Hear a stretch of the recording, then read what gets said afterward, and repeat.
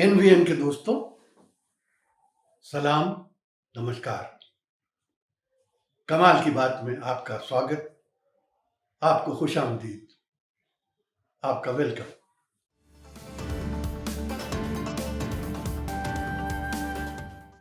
दोस्तों, पिछले चंद दिनों में महाराष्ट्र में एक अजीब ड्रामा हुआ।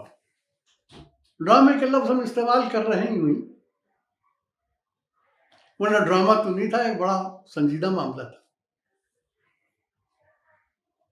महाराष्ट्र में एनसीपी के जो प्रेसिडेंट है शरद पवार, उन्होंने एक जलसे में ऐलान कर दिया कि वो पार्टी की प्रेसिडेंटशिप से इस्तीफा दे। पार्टी में हंगामा मच गया। एनसीपी पहले बहुत बड़ी पार्टी हुआ करती थी।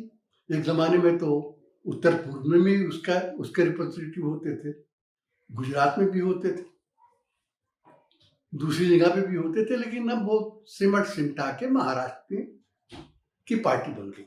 लेकिन महाराष्ट्र की बहुत बड़ी पार्टी है, छोटी पार्टी है, लाखों लोग उसके मेंबर्स हैं, बड़ी पार्टी है। तो जब उन्होंने कहा कि मैं इस्तीफा दे रहा हूं तो बड़ा हंगामा मच गया। पार्टियों ने बड़ा शोर मचाया। लोगों ने कहा ये आप क्या कर रहे हैं, ये मत कीजिए। पहले तो वो 2-3 दिन अकड़े रहे कि नहीं भाई, अब मैं 83 साल का हो गया हूँ, बहुत बूढ़ा हो गया हूँ, ये सही है। और उनका एक ऑपरेशन भी हम जानते हैं हो चुका था। तो ऐसा नहीं है कि उन्होंने कहा कि मैं पॉलिटिक्स नहीं छोड़ रहा हूँ, मैं सिर्फ प्रेसिडेंटशिप छोड़ रहा हूँ।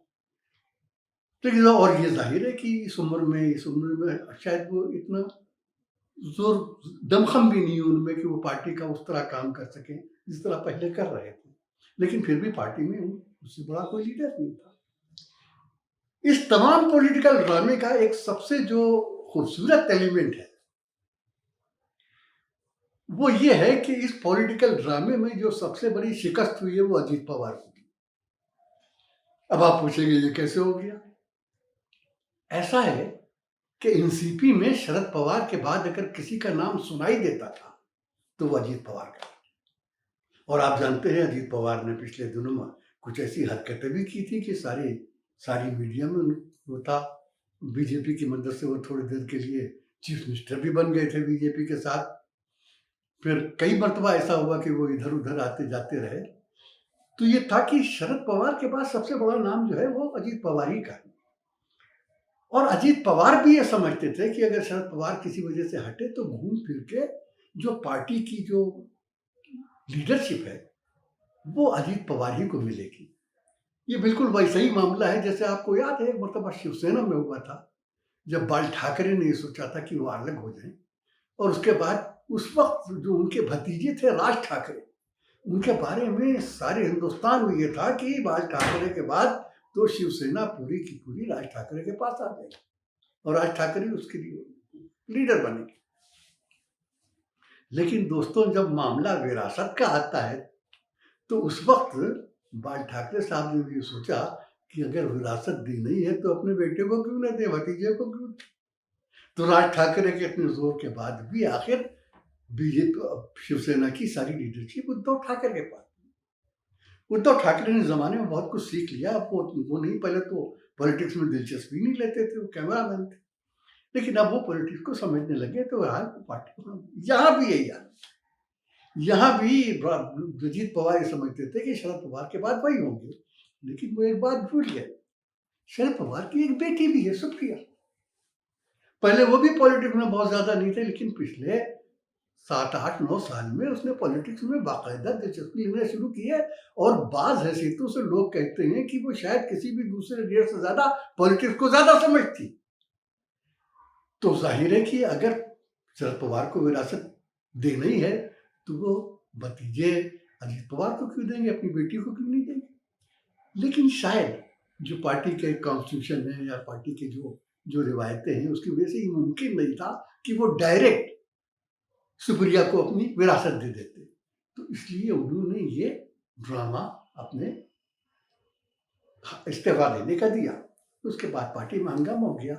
लेकिन उन 2-4 दिनों में जब सब ये हंगामा रहा तो ये मालूम हुआ कि सिर्फ इतना नहीं कि शरद पवार सुप्रिया को अपना वो देना चाहते थे, बल्कि पार्टी के अंदर से भी ये आवाजें उठना शुरू की कि अगर शरद पवार ने इस्तीफा वापस नहीं लिया और विरासत गई तो सुप्रिया ही को जाएगी, किसी और को नहीं जाएगी। जाहिर है कि अजीत पवार को इससे बड़ा झटका कुछ नहीं सकता था। मुझे याद है बीच में उन्होंने एक मरतबा ये भी कहा था कि नहीं, अगर शरद पवार जी ने इस्तीफा दे दिया है तो वापस नहीं लेंगे, मगर उन्होंने ले लिया। शरद पवार ने तमाम चीजों में ये सोचा कि इस वक्त ये मुमकिन नहीं है कि मैं ये करूं, इसलिए उन्होंने ये कहा कि पार्टी के लोगों का इतना दबाव है मेरे ऊपर कि मैं अपना इस्तीफा वापस लेता हूं, और उन्होंने अपना इस्तीफा वापस लिया। अब इसमें क्या हुआ कि अजीत पवार को तो हुआ ही धोखा जो हुआ, दूसरा बड़ा धोखा जो हुआ वो बीजेपी को हुआ। बीजेपी ये समझ रही थी कि अगर शरद पवार हटे और अजीत पवार इन सब का मामला हुआ तो ये अपनी चालें चलेंगे जो इन्होंने मध्य प्रदेश में चली, कर्नाटक में चली, कई जगह चली, कुछ खरीदो, कुछ तोड़ो, कुछ भोड़ो, कुछ इधर से लाओ, कुछ इधर से लाओ, और इस तरीके से वो एनसीपी को खत्म कर देंगे और एनसीपी के काफी लोग अपनी तरफ खींच लेंगे। लेकिन जब शरद पवार ने इस्तीफा वापस ले लिया और जब ये मालूम हो गया कि अजीत पवार नहीं बनेंगे उनके वारिस, तो बीजेपी को भी एक झटका लगा। यूं भी हिंदुस्तान में सोचा जा रहा था कि शरद पवार का इस वक्त इस्तीफा देना ठीक नहीं है। सारे मुल्क में इस वक्त अपोजिशन की इत्तेहाद की बात हो रही है, उनको एक साथ लाने की बात हो रही है। नीतीश कुमार अपनी जगह काम कर रहे हैं, ममता बनर्जी अपनी जगह काम कर रहे हैं, केसीआर अपनी जगह काम कर रहे हैं, स्टालिन अपनी जगह काम कर रहे हैं, उद्धव ठाकरे खुद अपनी जगह काम कर रहे हैं। और इन तमाम चीजों में शरद पवार का एक रोल था और बड़ी इंतहाई रोल था और बहुत अहम रोल था। इस रोल की वजह से इस वक्त उनका हटना किसी तरीके से पॉलिटिकली अच्छा नहीं होता। उद्धव ठाकरे ने भी उनसे कहा, दूसरे लोगों ने भी उनसे कहा कि आप इस्तीफा न दें। बहरहाल ये पॉलिटिकल ड्रामा अब खत्म हो चुका है। अब अपोजिशन के इत्तेहाद को साथ लाने के लिए कोई और चीज की जरूरत है नहीं। शरद पवार के इस इस्तीफे के बाद सबसे बड़ा जख्म तो अजीत पवार को लगा है। अब ये तय है, देखिए अजीत पवार को भी एक बात मालूम थी, अजीत पवार को ये मालूम था कि उनका जो जोर है पार्टी में वो सिर्फ इस वजह से है कि पार्टी के लोग ये समझते थे कि उनके सर पर शरद पवार का हाथ है। अगर ये हाथ हट जाए तो अजीत पवार का अपना कोई बहुत बड़ा गिरोह नहीं है एनसीपी में। ऐसा नहीं कि एनसीपी के बहुत से लोग उनके होंगे, 2 4 5 10 हर जगह होते हैं, उनके साथ होंगे, लेकिन ऐसा नहीं है कि एनसीपी के बड़े लोग उनके साथ हों।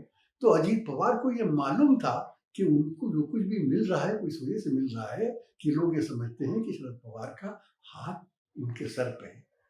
अब वो हाथ कम से कम इस वक्त तो नहीं नजर आ रहा है। अभी बाद में जो एक प्रेस कॉन्फ्रेंस हुई, इत्तेफाक से अजीत पवार उस प्रेस कॉन्फ्रेंस में भी शरीक नहीं हुए थे। अब इसका क्या मतलब है मुझे मालूम नहीं, मैंने सुना है लोगों से, तो आपसे बता रहा हूँ कि उस प्रेस कॉन्फ्रेंस में भी अजीत पवार नहीं थे। और अजीत पवार के सटने से महाराष्ट्र का ये पॉलिटिकल ड्रामा अगर खत्म नहीं भी हुआ है तो उसके ऊपर पर्दा तो पड़ ही गया है, और ये पर्दा अभी बहुत दिनों तक रहेगा। दोस्तों, शरद पवार के इस ड्रामे के आप कैसा लगा हमें ज़रूर बताइएगा। फिर मिलेंगे, बहुत जल्द मिलेंगे और आपसे और बातें भी करेंगे। तब तक के लिए हसन कमाल, अकील अख्तर, आज़म साहब और तमाम एनवीएन के दोस्तों के लिए खुदा हाफिज, जय हिंद।